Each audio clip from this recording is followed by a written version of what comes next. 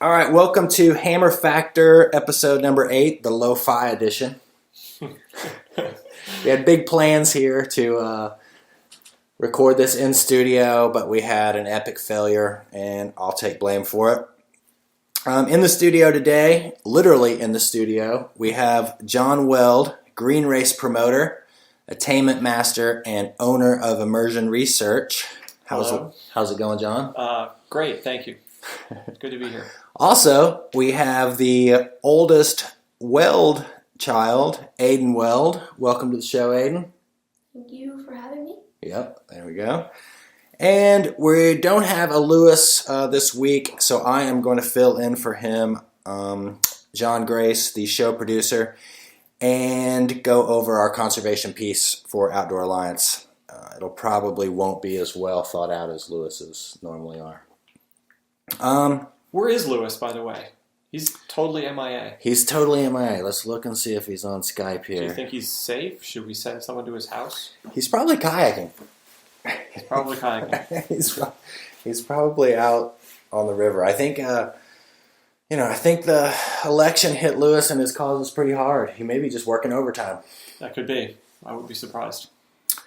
Going on to our first line of business, I'm going to go into our conservation piece, and what I want to touch on here is the National Forest Service Trail Stewardship Act.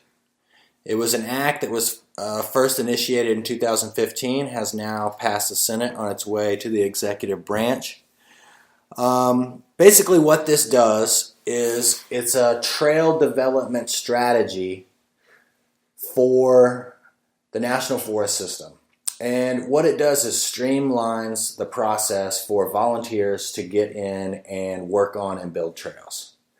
So this may not sound like a very important thing, but from experience in working with like state management bodies and developing trails for the Green River Games, a big impediment was they didn't have a budget or they didn't have a system in place for people who normally worked with the logging companies, normally worked with special events to allow people to go in and work on trails. So you would ask to go work on a trail and the land managers would say, well, we can't do that because we don't have the budget for that, or we can't afford to send staff in there to monitor the situation. This streamlines the process so volunteers, whether it be biking, hiking, equestrian, can go in and maintain and build trails. These are for existing trails or build new trails? Well, I think it's for existing trails, and I also think there's a process to work on unimproved trails. Now, the actual laying of trails, I'm not 100% sure how that's going to go down. But personally, I think that this is a good thing for recreational users out in the forest. I guess. I don't know. You sound like you do some trail work, certainly for the Green River Games. Yeah. Well, I think this will streamline the process, and it won't make trail building seem like you just got to put yourself in a land manager situation. Is he going to get in trouble? Is he going to be... There's nothing written out for him to deal with that. So it's almost like before he was sticking his neck out or she was sticking her neck out to allow this trail work. Mm-hmm. But now... oh, this is what we do when somebody wants to work on a trail. And they say what? You have volunteers, go ahead? I'm sure that there's going to be, if you're going to be cutting, you have to have some kind of arborist certification. If you're, I'm sure there's going to be certain things that they're going to want to know about your group. But I imagine once you get that set up, it'll simply be, hey, we're going to work on the trails today. Okay, there's nothing going on there. There's no logging. There's no nothing. Have at it. All right. All right. That was short. That wasn't quite the in-depth thing we get from Mr. Geltman. Well, Esquire. Well, I did my best. This involved Congress. I bet Lewis had a part in this, or at least some insider knowledge. I really wish he was here, and We'll keep our eye on the... Lewis probably negotiated this at a Hooters somewhere in Capitol Hill with the legislators. He slipped somebody a 20, and next thing you know, you can work on the trails. As always, there are multiple ways to subscribe to our show. You can subscribe through YouTube. You can subscribe through iTunes. You can subscribe through Stitcher.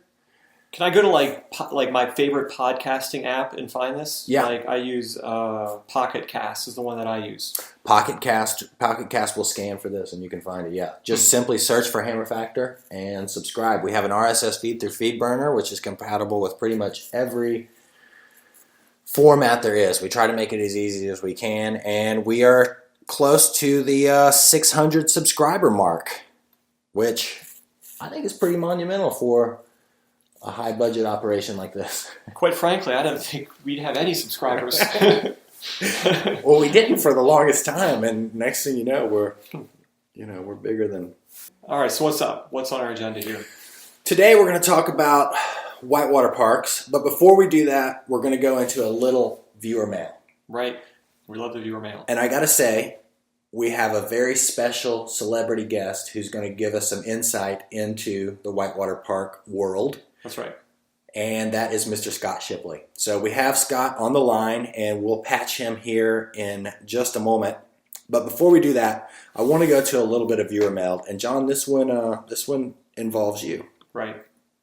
We were talking last week about Jackson Kayaks and opening up the boat design and making products for very small people, kids, right, as well as very big people. Yes. We have a gentleman, Larry Boothby. Is that how you would say that? I would say so, yeah. Larry Boothby comes in, sends a message. He's a big Jackson fan. Yep. But he says, I just wish clothing manufacturers, in parentheses, Mr. Weld, ! Mm-hmm. would make some gear that fit us short, fat, old guys a little better. Right. You won't see us running the green, but we're on lots of other rivers, and we double ARP crew generally have money to make purchases with, as opposed to the typical dirtbag. Love the show. Keep them coming. What do you think about that, John? I think, okay, so this came, someone in our office saw this piece of mail, and it sparked a discussion in the office. And many people in our team thought Mr. Boothby here had an excellent point. I guess one thing we have to consider is that we don't sell our gear necessarily exclusively to customers. We sell to retailers, and we make things that retailers buy from us.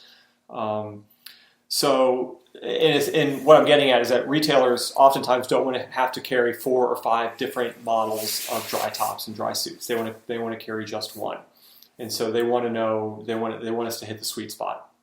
So that's kind of what we're up against. However, I think he's made a legitimate point here, and Jackson certainly proved that if you build it, they will come, and the startup cost for building a dry top or a dry suit is a lot cheaper than the startup cost for building a specialty boat. So I think it's legitimate. I think it's a legitimate thing, and we should look at that for sure. What if you worked with, what if a retailer had the wherewithal to say, hey, I'm going to put in an order. Yeah. And I'm going to spend, I don't know how, $100. I don't know what the figure is. Right. But I want to be the guy to have this exclusive product. Now, if a dealer comes to you and has that idea, and obviously he has taken pre-orders or he has looked out to the, the AARP crew, right, and he knows he's got some buyers. Yeah.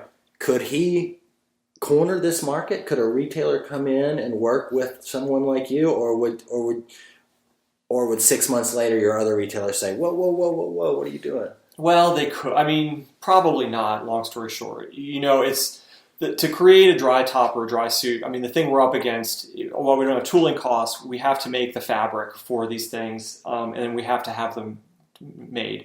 Right off the bat, an initial investment into this kind of a project is going to be tens of thousands of dollars. And a store would have to come on board and be willing to buy 300 or 400 of these jackets for them to corner that, to have exclusivity of that thing. And to be honest, I can't think of any store that's big enough or has the, willing to take the risk on that kind of thing to make that happen. You need to diversify that risk amongst a bunch of stores. But I think what we have to do is what we would do is we would make a sample out of some fabric. We'd show it around. We'd make maybe make a couple of them and get some feedback from our stores. And we have to go out and see and go to our biggest retailers and say, "This is something you're interested in." And if it's something they would commit, or they'd at least verbally say they would commit to buying in the upcoming year, we would take it to the next step. That's how it would work. Very interesting. Yeah. Well, this guy's got dollar signs in his viewer mail, so I don't know. I mean, yeah, well, we'll see. Everybody's always got the answer for you, I'm sure. I know, sure. That's true. Well, we love our viewer mail. Thanks a lot, Larry Boothby, if you're listening. And anyway, we love our viewer mail, and I think we should go and see if we can get Scott on the phone. Yeah, let's do it. Before we do this, I want to give a shout out to our new production assistant, Charlie Kearns. Charlie was instrumental in lining up Scott for this show. Now to our celebrity guest who we have on the line. We have Scott Shipley. And Scott, where are we calling you from? I am in Lyons, Colorado, just north of Boulder, Colorado. Right. Lyons, Colorado was the place that flooded. You guys made national news a year or two ago. Yes, we got shellacked. We had a 1 in 500 year flood. And so this little river that flows maybe 600 CFS in the summer was flowing 30,000 and came right up to my doorstep. It didn't get in our house, but I looked out my window and I saw it was my dream house, right? I saw the Ottawa, 10 feet from my back door. And any higher than that, it would have gotten us wet. Did you get evacuated, or what did you hunker down, or what happened?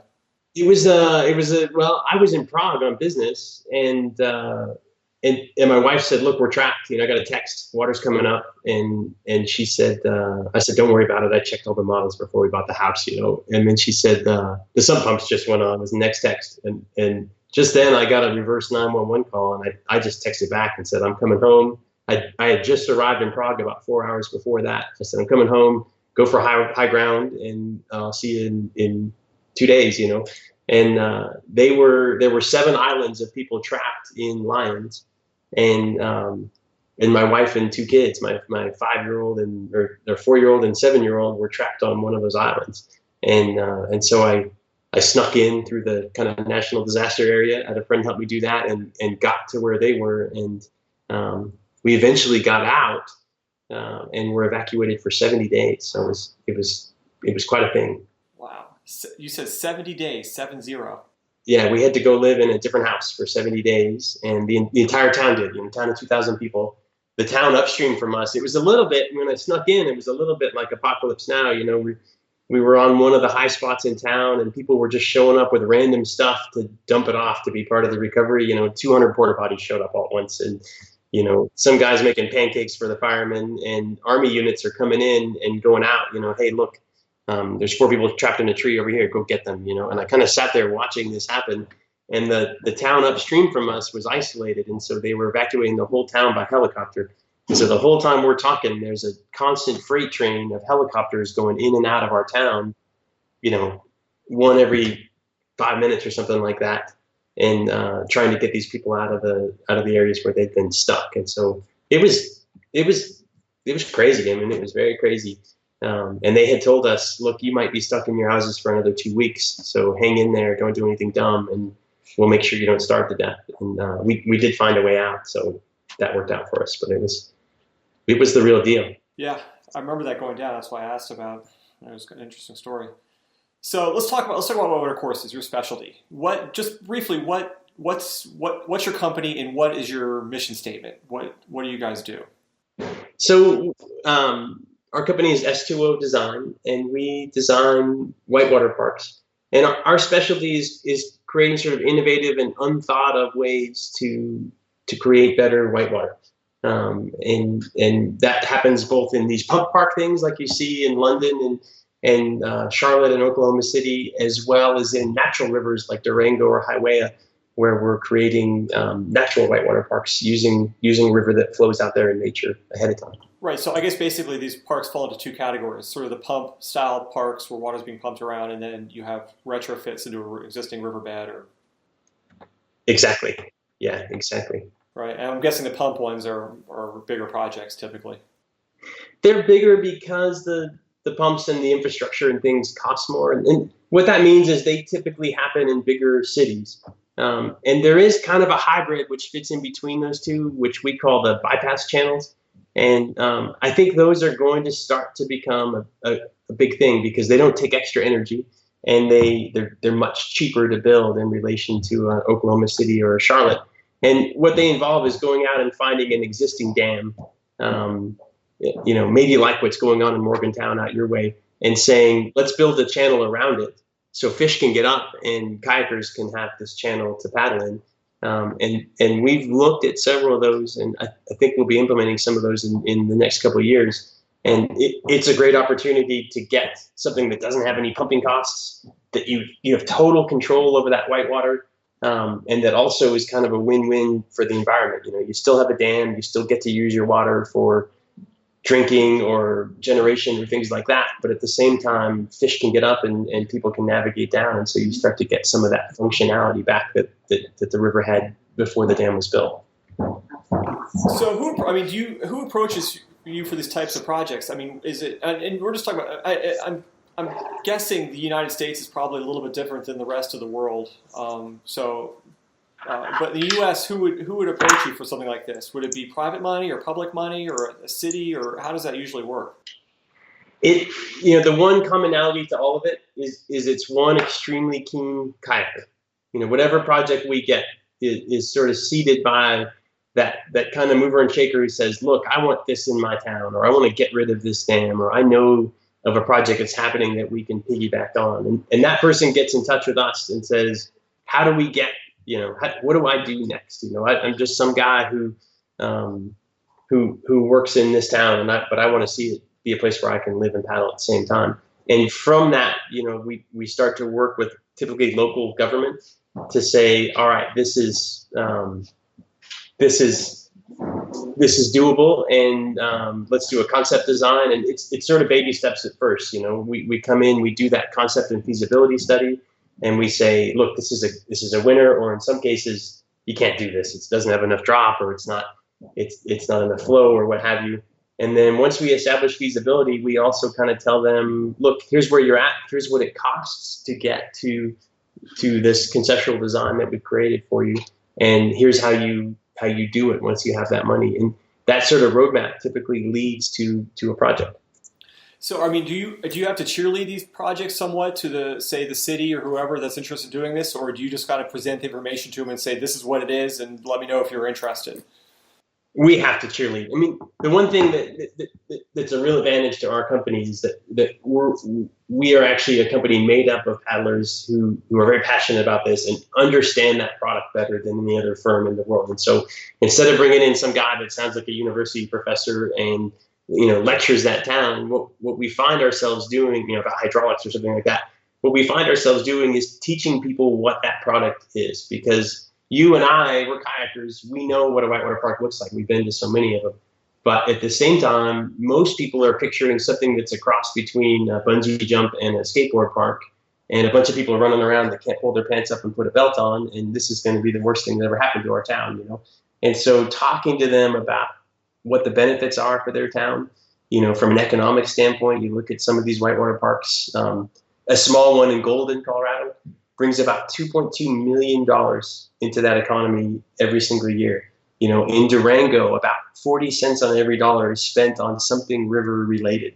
These are drivers that it doesn't cost, as it doesn't cost anything to go get into a natural river whitewater park. But at the same time, these people are spending, on average, about $120 a day in your town when they're there. And that adds up.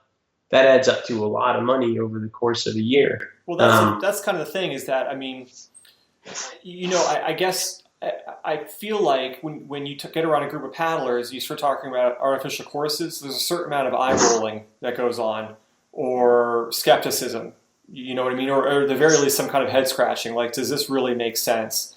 And maybe it's a bit of inferiority complex in the part of paddlers, but I think there's a general feeling out there, and maybe this is also tainted somewhat by ASCII, which is, I think, unusual in a lot of ways, that these things, money could be spent other ways. And I'm sure, is that something you've heard before, or am I way off base on that? Or I'm not going to beat up on ASCII, but ASCII was maybe the right thing in the wrong place, I guess, is the best way to describe it. And so I hear that more from that part of the world. But from other parts of the world, what we're hearing from these boaters is we want more of that.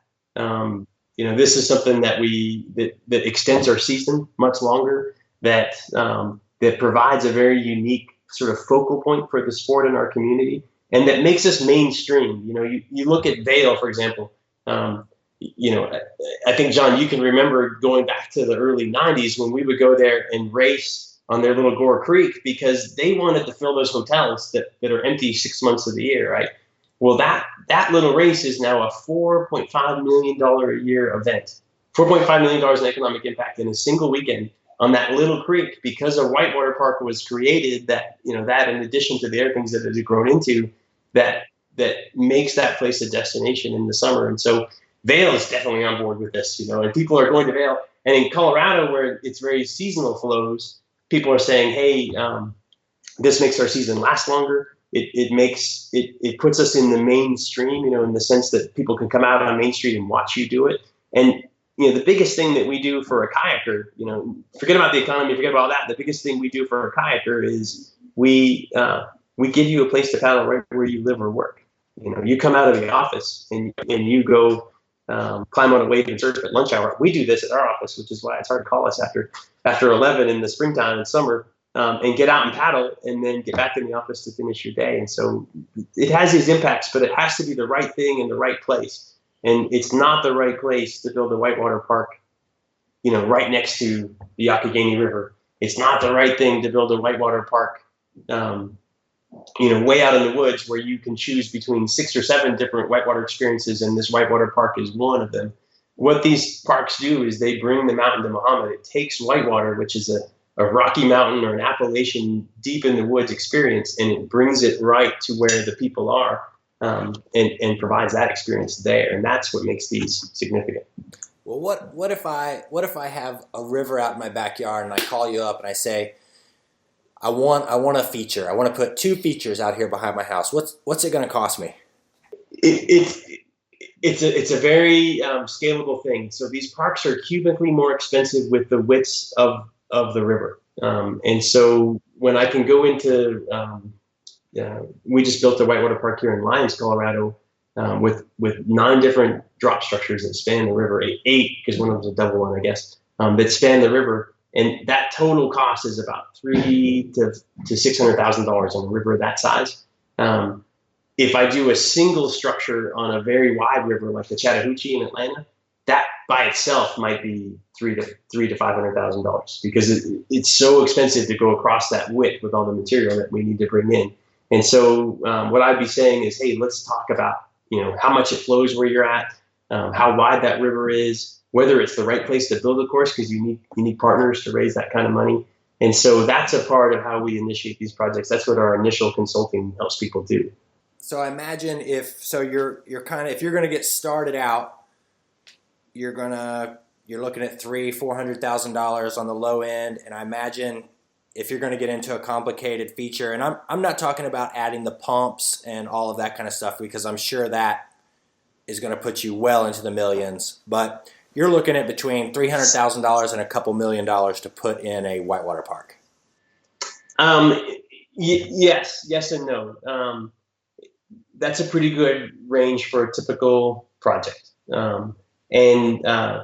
But there are places, where people are saying, I want a single drop structure in this. Yeah, I think that's actually a pretty good range. I've never seen one much cheaper than that $300,000 range with current pricing, I guess. So somewhere between $300,000 to $1.5 million is a typical range for in-stream. And then for pumped parks, your kind of entry point is around $4 million. And Oklahoma City, which we just finished, was about $55 million in total. Now, $55 million for the Oklahoma City park? Yes, all in. Yeah, and that's a pump course, though, right? That's a pumped park, and we had to buy the land, inner city land. We had to purchase, and then they had very specific architectural. It's as architecturally stunning as it is. Fun to paddle on. So that's a serious piece of change. Would you say? That's $50 million spent for a whitewater feature. A whitewater installation of some sort for people, whether it be rafting or kayaking, just for whitewater? It is a serious bit of change, but if you look at the profitability, for example, of Charlotte in a typical year, they gross between 18 and 22 million. They gross. Now, do you have a sense of their profitability, or do they know what they're doing? They know what they're doing, yes, and they are profitable. And I think that because they are a nonprofit, they reinvest a lot. You see new, for example, the high climb and the deep pool that just went in this year. You see new features going in every single year there, and that's them reinvesting because they are a nonprofit. But I think that they clear about 3 or 4 million a year probably. Maybe one way to look at it would be what are the most successful? What's the most successful whitewater park in the U.S. and what's the cautionary tale? What's the whitewater park that says this is exactly how this should not have been done and why? I think that ASCII and Charlotte make a great contrast. I mean, they opened in the same year, and we looked at very different things. Scott, before you get into this, explain to our viewers what ASCII is. I think a lot of people won't know what ASCII is. Point, yeah.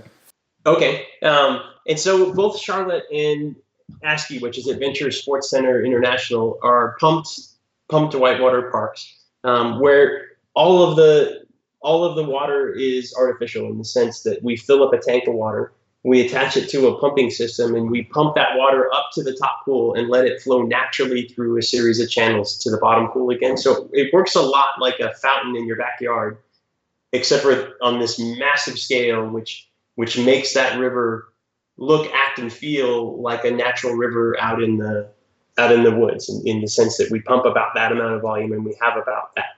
Very similar slopes and energy in the water. The difference between Charlotte and ASCII, and this was one of the learning lessons in Charlotte, is Charlotte's very accessible to a large population in an area that doesn't have whitewater right now, and in a little bit warmer climate.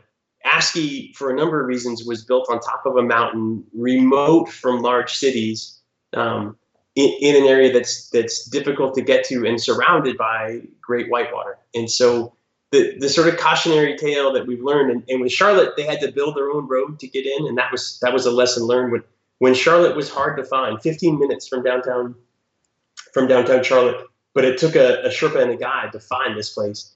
They struggled early on, and they were looking at numbers of about 70 to 120,000 people a year on site.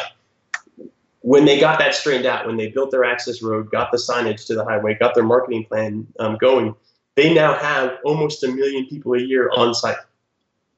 So think about that. 1 million people who would not otherwise be exposed to whitewater perhaps are able to go back and use that site. And they created something that Charlotte didn't have in the sense they've created an adventure clubhouse with concerts, with mountain biking, with zip lines and obstacle courses, and this entire center that's dedicated to healthy, active outdoor lifestyles. And that became a real attraction.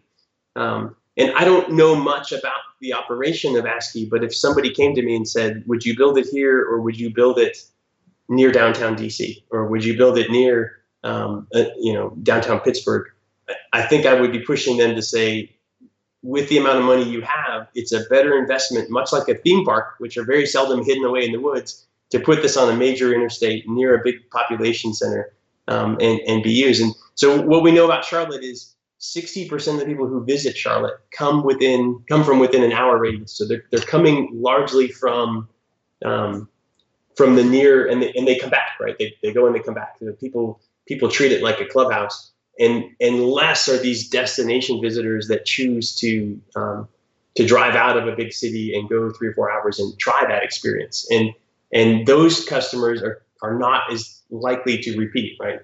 When you go on your big trip to go ski in the winter, one year you might go to Boone, North Carolina, right? The next year you might go to Killington, Vermont. The next year you might go to Breckenridge. And I think what we're learning from ASCII is it's the same thing. People want to come and try ASCII, but they also, on their next trip, can just as easily choose the Youghiogheny or the Cheat or the Golly, or these other destinations. And so I think they've struggled with attendance. The weird thing about ASCII,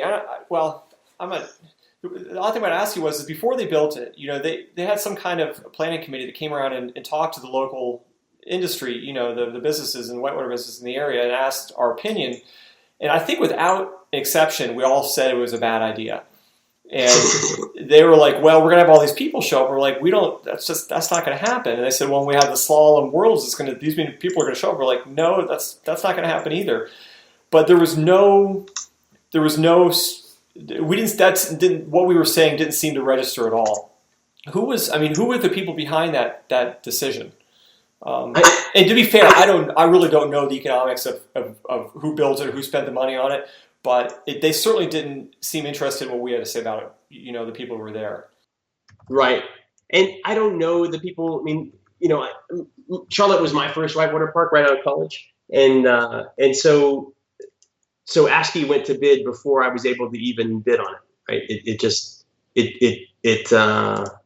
It was sort of there all along. And so I've heard some stories along the lines of what you're saying, but I don't know a lot of the background that's there. But one of the other things to think about in the context of this is Charlotte was an invention, right? I mean, there were pumped whitewater parks that were out there before, but that was the first one that was designed with its sole purpose of being a whitewater park built for recreation and commercial use that could also be used for racing. Every pumped whitewater park before that had been built for an Olympics and paid for by an Olympics and then retasked as a rafting center that sort of, because of the way they were designed, they struggled. And so if you look at the layout of the buildings and the design of the architecture and the layout of the rapids in Charlotte, what you see is a place where we choreographed an ideal raft trip. And we created an expandable site that can handle this capacity. And then we created all these ancillary things that make that place a destination for recreation, kids climbing areas, kids ropes areas. It's a family destination. It's very different than let's design this for the top 1% of paddlers everywhere. And we have learned so much. I mean, Charlotte struggled at first as well, right? We've learned so much about how to tune that recreational beast into a profitable thing that now we're smarter than we were, right? And Charlotte's a great example of a park that started and evolved to its market and became successful. When you look back at ASCII now, you look at it through those lenses, right? But I don't think they knew that when they started up. I think they said, there's tons of kayakers around here. There's tons of rafters around here. Why can't we be a part of that? And what they've learned is a few difficult lessons now that we know more about whitewater parks. So let's talk about the environmental aspect of this. We're in a sport that's, I think obviously, tied to an environmental message. You must have some obstacles or resistance from people in an environmental standpoint. I mean, how do you address those concerns? And it seems to me, I mean, obviously, the bigger the project, the better the business for you all. But there has to be a sense of responsible engineering or something going on when you build these things. I mean, how do you deal with that? So, our number one hurdle is under the Clean Water Act, Section 404 authorization. And it's a permit that we chase after with the Army Corps of Engineers, but it's what we call an umbrella permit. So they consult with all sorts of different regulatory bodies, Parks and Wildlife, Fish and Wildlife, archaeological resources, and all these different things that you can think of that would be an impact of the project that we built. And I'm a big believer in the Clean Water Act, and I'm a little worried about it in the current political atmosphere, right? Because if you go back to the 70s before the Clean Water Act and you look at what the world was like then compared to what we have now, it's a measurable benefit. Nobody wants that. I remember paddling the Potomac as a kid in the 70s and early 80s. It was filthy. I mean, it was downright gross, It's been one of these environmental laws that has been dramatically successful. And so up until very recently, the way we sort of handled permitting was it was an argument, right? You go in and you argue and you argue and you argue and you argue until somebody wears out, right? And that was how we got our permit. And what S2O has done, which is different and actually has come up with some very unique solutions, is as soon as we ran into that hurdle of, hey, we think this might be hard on the environment, we commissioned a study. We actually got Colorado Water Conservation Board to fund it, and we worked with a university in the Czech Republic. And we went in and evaluated all of the things that they thought were harmful from a whitewater park. And we redesigned the way people do whitewater parks so that they do have fish passage, they do have valuable habitat, we've actually changed. One of the things that's great about whitewater parks is you can fund them, right? People get excited about them. You can get grants. You can get you can get funding for all different kinds of sources. Whereas fish habitat projects often are starved for money based on how they're funded. And so we've started to make our whitewater parks partially a recreational project, but we also restore the riparian zone. We restore the aquatic habitat that's there. And then we use these new design techniques to basically make the thing a positive from an environmental standpoint instead of a negative. And we're seeing that contribute to the permitting and permittability of these projects, but we're also seeing healthier rivers and we've created a partner out of these regulatory agencies instead of instead of making it a combative relationship. And so it's a better product, and it's much easier to implement, and we're getting very promising results, when you look at monitoring and things like that down in the future. And so for us, that side of it has been a challenge, but it's also been a success story. So you guys aren't the only people doing this, I should point out. There are other companies in the U.S.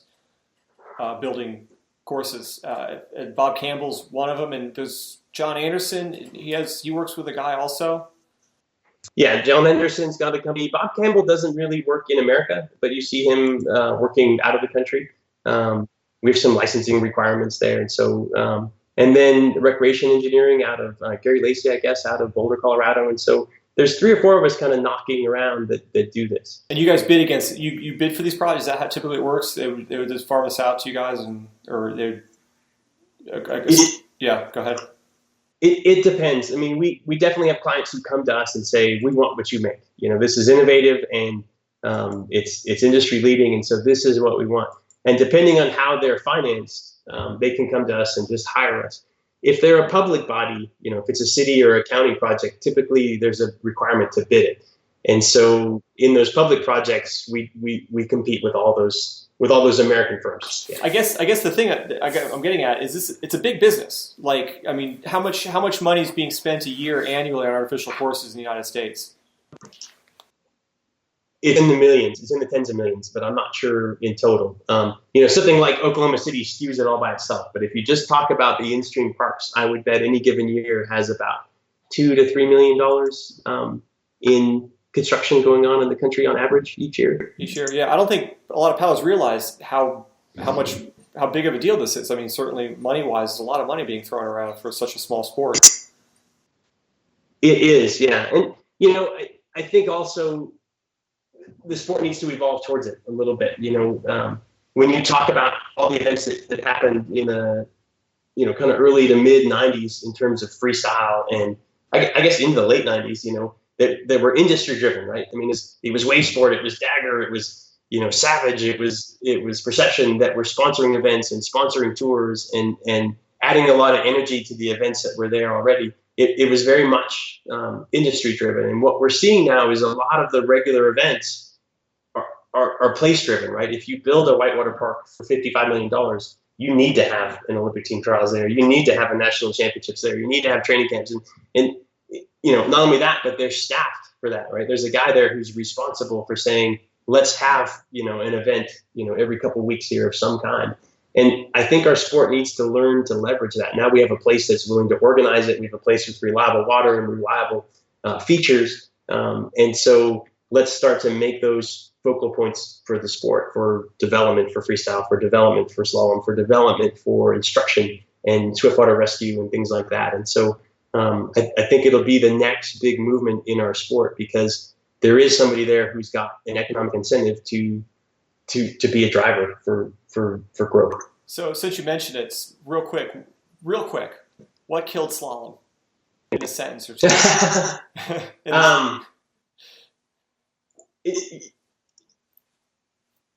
We should point out you were a very accomplished slalom racer.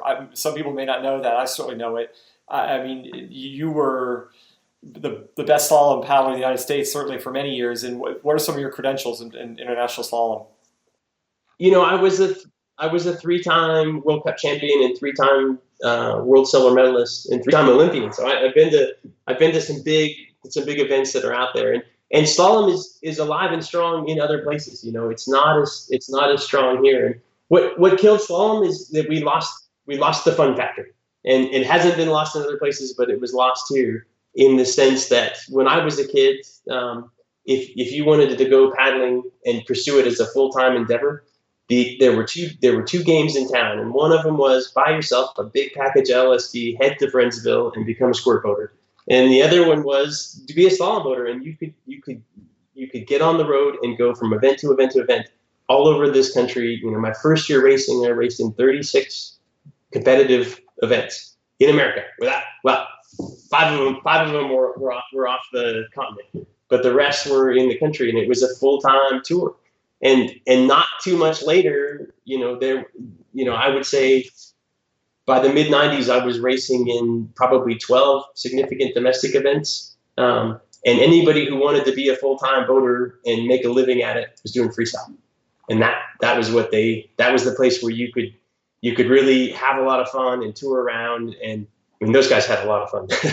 and then now that space is less freestyle unless you're one of like 5 or 6 people, and it's more this extreme, who can create the best video on Facebook, and get a Red Bull sponsorship and start to live the dream that way. So you see a lot of people chasing it in that direction. And I think if slalom wants to get back to being a leader in this industry, in this sport, they need to create more and funner events so that people can go out and race and tour around and sort of live that dream that way. And that's the big challenge for them, because I think they're a little short on funding too. But if there was a way to be passionate about it, I'm sure you would have people who would do what I did and a lot of people did back in the early 90s.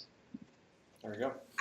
Let me ask you this, getting back to the whitewater parks, there's some places that have really seemed to jumped on the bandwagon per se, like Colorado seems to have a lot of whitewater parks.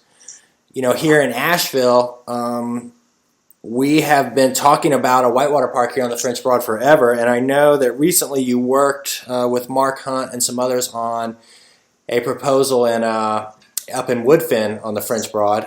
That was you, right, Scott? It was, yeah. And what do you think, just you laid some trends out as far as kind of the run-of-the-river parks are growing in popularity and whatnot. What are some of the trends as far as places these parks are going? I think if you're going to talk about trends in Whitewater Park, you have to talk about SUP. And I realize that's not a place-based thing, but what we're seeing more and more are stand-up paddleboards everywhere at these whitewater parks. And it's everything from the layperson who rents one at low water and plays around on the eddy lines or the pools and things like that to, Durango, for example, has a great big surfing event every spring now on one of the features that's there, a couple of the features that are there. And so surfing is becoming a big part of what's going on. And the reason I bring up surfing and place-based is when you bring a whitewater park to a downtown area, that surfing / boogie board experience is by far the most accessible right now. If you're a 12-year-old kid and you're worth your salt at all, you can jump in a pair of swim trunks with a boogie board from Kmart and you can make that thing ride and you can feel the current and you can start to do things. And so it's a very low hurdle to entry. It's not lessons. It's not a trip to the NOC for a week to learn how to roll. It's very accessible right there, right where you live. And so we're seeing a lot of growth in that area. And you're seeing in the design of these parks a real preference towards that experience because it brings a lot of users in. And even people who are great kayakers who have a whole history of kayaking still will get out and get on those boards and have fun if the features appropriate for that. And so that's the biggest trend right now that's going on. And so part of that's adjustable features. We have an adjustable mechanism to make features adapt to different flow levels and different things. You see that with a couple of the other designers. And that adjustability allows these obstacles or these whitewater parks to adapt as the sport changes. And so you know that you have something state-of-the-art now, but you also know that 5 years, 10 years down the road, you'll have something that's state-of-the-art at that point in time because your park can change with the sport. And that seems like a small thing, but go back to when I was racing, which wasn't that long ago, right? Somebody said, "Oh, these guys are hopping their boats in the air. You got to design a park for people who can fly." And I was like, "You get out of here. Nobody's jumping their boats in the air without a waterfall to jump off of, right? Well, of course, it was like a year later, and all of a sudden Stephen Wright's hanging out up in the air for like 3 seconds, right? And so the sport has changed dramatically. And slalom even has gotten, much more nimble, much shorter, much faster. Green waves are all of a sudden a thing when foam piles were a thing a little while ago.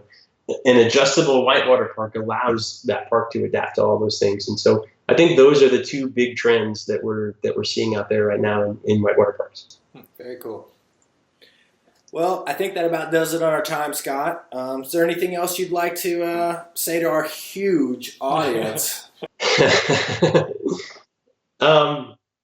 can't think of much. The biggest thing I would say is going back to that earlier notion of how do these parks get started? And the truth is, they all get started at a community level. They all get started with somebody who's very passionate about the sport and wants to see it happen there. S2O is a great way. We're a great help in that process to give you the information that you need to help you organize your thoughts about where and how and what kind of whitewater park you want to have, and then to work with your town.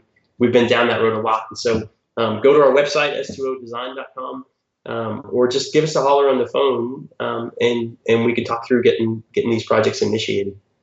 Very cool. Is the Woodfin Park going to happen? Yes. Yeah, actually, we won 2 big elections this year. You'll love this. Our one election was in Salmon, Idaho, and it was there was an election there to make it illegal to design whitewater parks in the city of Salmon, Idaho, and that one did not pass. So we're not going to jail. And then our other election this year was to help fund the whitewater park in Woodfin, which is something I'm passionate about for a couple of reasons. That's a great. I spend a lot of time in the South and a lot of time paddling down that way, and so seeing a whitewater park in that community is great. And this park's also a memorial park, and so it's something that we're very heartfelt hoping that happens as well, because I think it's a great memorial to a great paddler. Well, very cool. Well, I think that about does it, and I really appreciate you coming on the show, Scott. And I learned a lot, man. We'll have to bring you back on in the future. Yeah, thanks for your time, Scott.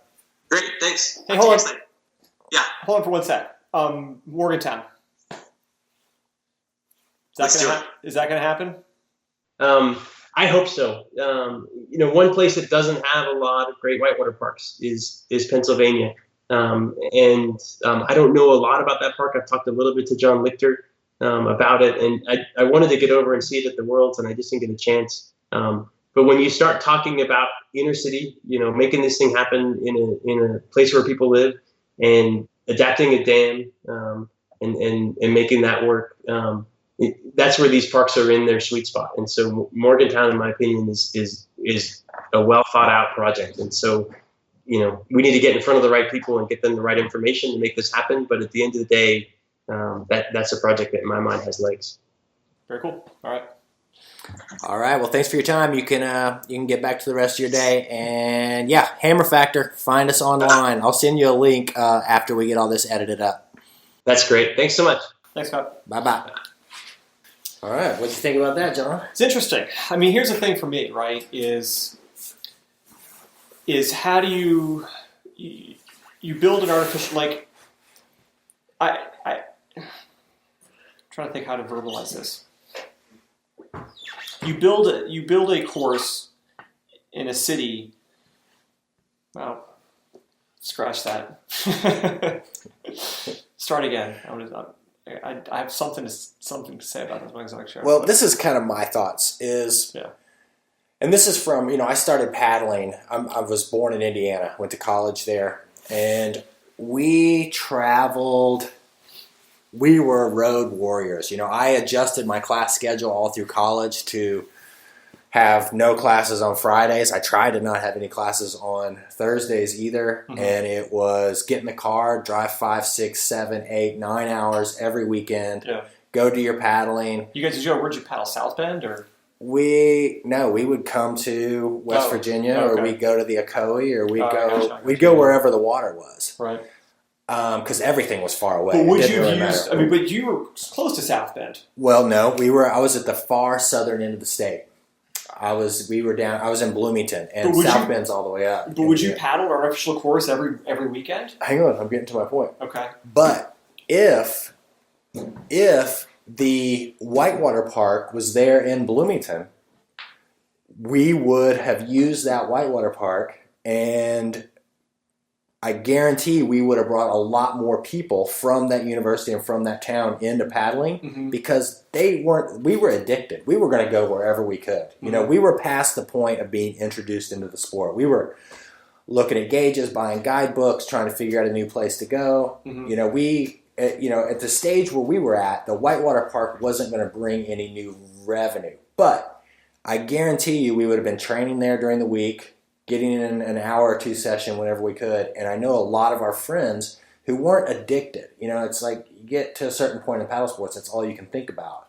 You have to, you know, we could have got a lot more people involved, even if for a short time, if there was a Whitewater Park there. So I think, personally, if you're going to put a Whitewater Park somewhere where there's not a lot of people, that's silly because no one's going to travel to a Whitewater Park. No. But I think if you have a population center of 1 million people, it could be, you know, family comes into town to see you. It could be a great thing to do. Right. And I think in that estimate, like Scott was saying, I think it's a good thing for the sport and could make money. I mean, my problem is very personal. It's that I grew up in D.C., so we always had the Potomac. And West Virginia was never more, West Virginia Whitewater was never more than 2 or 3 hours away. I've grown up with just assuming that your experience in kayaking had to be a river trip. You had to put on one place and take out in another. And that's what kayaking, that was the beginning and end of kayaking. And while there could be distractions like playboating or maybe the current variation of this is Squirt boating. Squirt boating, right, exactly. At the end of the day, it's going to be running a river. It's going to be what kayaking is all about. You know what I mean? And so I guess I've always had this chip on my shoulder that our official course is a lot of money for a flashy new toy that's people are going to lose interest in after a year or two. And I think you're right. I think Shipley brought some, he brought some data to the table here that suggests otherwise. Yeah, but I think you're right in the fact that if you're into this, once you feel the point A to point B and you run that river trip and you have that navigational experience of going through that canyon or getting into that kind of, unspoiled location where not a lot of people get to go, that's what's going to make you a lifer. Yeah. But I think something like a Whitewater Park can get your head wet. Right. And I think slalom also created a community of lifelong paddlers independent of river running. And I'm going to tell you this. So I think that's something else. Slalom, I'm going to say it right here. Slalom and the athletic endeavors of kayaking are going to come back. Well, I'll tell you. I think that the training, I just think that athletic part of the sport is getting ready to make a comeback. Well, here's the thing: is that you look at some people who are sort of running the extreme racing circuit right now in the country in the U.S. They're not what you'd call classic athletes. You know what I mean? They're partying as much as they're charging hard. You know what I mean? But there's not the work ethic that, like my wife put in when she was training slalom. She was up doing three workouts a day, 5-6 days a week, up at 6 every morning training. You bring that kind of physical discipline to extreme racing, you're going to be a whole nother level of competitor. That's A. Yeah. Right? I mean, you will start, you'll have a tremendous advantage over anyone else. And if extreme racing gets more serious, that's going to become the next evolution. That's the first thing. The second thing is that when everyday paddlers realize how much better a kayaker they get after working in gates. And even just 1 or 2 gates. We're kind of in the desert right now in terms of slalom where people don't have any exposure to it. But I think it's one of those things that if people get on some gates and slowly start to build up these courses and people see the immediate, tremendous, profound results in their paddling skills after paddling gates. And the thing is they'll be looking at a Class 2 course or a Class 1 rapid with gates in it, and they say to themselves, I have to go through these 10 gates without touching a pole? No problem. Wrong. Yeah. No. Wrong. They were sent back to school. They've been paddling for 5, 6, 7 years. They think in any turn. They have no idea how hard it is and how much this challenges your concepts of running a river. You're 100% right. Also, the art of attainment. this is a whole nother discipline that very few people are into. Yeah. But you get out there and start having to carry your momentum upriver, you really rise. It has its roots in slalom. Yeah, which has its roots in slalom. So. Yeah. Anyway, very interesting. All right, now on to our favorite part of the show, our Rants and Raves segment. What did we decide? I've already forgotten. I'm raving. No, you're ranting. No, I'm raving. No, I have a rave. Well, we're going to both rave then, because my rave is on global warming. I think it's a rant. I think what you're trying to say. No, I'm raving on global. The glass is half full here, because the mountain biking season here in Asheville has been extended. It may be 100% year-round. No longer is it wet outside. Yeah. It's always warm. The sun always shines. And if you can deal with the forest fires, you're just out there shredding. And you'll have oceanfront property in just a few years. And exactly. So you'll get to truly surf and turf. You'll be able to ride your mountain bike at the top of the mountain, right down to the ocean, and catch some waves. So call it a rant if you will, but I'm raving about global warming. I'm going to suggest it's a rant. Jesus. Right. If you're lucked out today because it's cold and this front went through, but we have been socked in with forest fires and smokes for 3 weeks now. Right. So that's great. Give me some. That sounds great. Anyway, rant or rave, I digress. All right, I'm going to give you a real honest-to-God rave, and it's going to sound like a plug for our company, but it's not. The rave is for double tunnel spray skirts. That's right. Double tunnel spray skirts. What I'm talking about... Wait, how does this work? Okay, I'm glad you asked. This works like this. You take the inner tunnel of your paddling, your dry top, or your dry suit or whatever, you cut it out. You just remove it. The inner tunnel. You take your spray skirt, you put a neoprene outer tunnel. A separate tunnel goes around the outside of your current tunnel. So what happens is, instead of water, like your current configuration, when you're paddling, you're play boating, and water comes blasting the deck of your boat, it takes the outer tunnel of your dry top and puts it into your armpits, and then water comes pouring down into your boat underneath your tunnel, right? The way it works now is that your jacket tunnel tucks in between the two tunnels on the spray skirt. So when water comes rushing up the deck of the boat, it rushes up onto your jacket and then down into the outer tunnel of the spray skirt, out into these drain holes out around the bottom of the second outer tunnel, right? So what that means is you have a dry deck dry seal, right? No more jacket blowing up around your armpits. No worries about getting stuck into a strainer with your one-piece dry deck. It's going to be as dry as a dry deck, but without the hassle and danger, right? We made a double-tunneled skirt years ago called a Deuce. No one bought it. But wait a second. You have to have something, a piece of gear, to go in the double tunnel that's not... I mean, you can't just have layer after layer. It's going to get too fat around your waist. No, it goes like this. You get rid of the inner tunnel in your jacket. You don't need that anymore, right? You have the spray skirt against your layering piece. Then your jacket goes over top of the spray skirt tunnel. Then the outer tunnel goes over top of your jacket. Okay. So 3 layers. So the bottom of the jacket has none of the... whatever you call that, where it holds it tight and all that. Yeah, you can keep all that there. That's fine. That's incidental because you need to pull the jacket over your head and stuff like that, so it needs to loosen up. Interesting. Right? Way drier. So you can call your skirt manufacturer of choice and request a double tunnel spray skirt. I think most people could accommodate that. Interesting. Yeah. There you go. Well, I think that does it for episode 8. We missed Lewis while we were on the show, wondering where Lewis was at. In true kayaker form, Lewis says, "Hey Hammers, I'm out on Van Island and going to run some Whitewater.